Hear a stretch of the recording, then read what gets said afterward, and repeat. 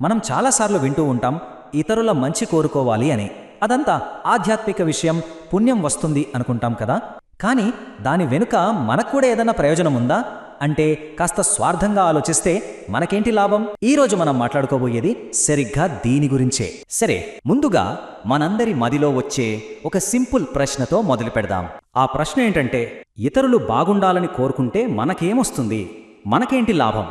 ఈరోజు మన చర్చకు ఇదే కేంద్రం. పైకి చాలా నిస్వార్థంగా కనిపించే ఈ పనిలో మనకు దొరికే ప్రయోజనమేంటో ఇప్పుడు చూద్దాం. సరే, ఈ ప్రశ్నకు సమాధానం ఒక చిన్న మాటలో దాగి ఉంది. కానీ అది కేవలం ఒక వాక్యం కాదు, అంతకన్నా చాలా ఎక్కువ. ఆ సమాధానానికి తాళం చెవి ఈ ఒక్క మాటలోనే ఉందండి: అందరూ బాగుండాలి. వినడానికి చాలా సింపుల్గా అనిపించవచ్చు, కానీ దీని వెనకాల చాలా పెద్ద శక్తి ఉంది. అక్కడే మనం ఆ తేడాని అర్థం చేసుకోవాలి. అందరూ బాగుండాలి అనేది మనం మామూలుగా అనే మాట కాదు, అదొక దివ్య మంత్రం లాంటిది. అంటే కేవలం మాటలకు, శక్తివంతమైన సాధనకు ఉన్న తేడా అన్నమాట.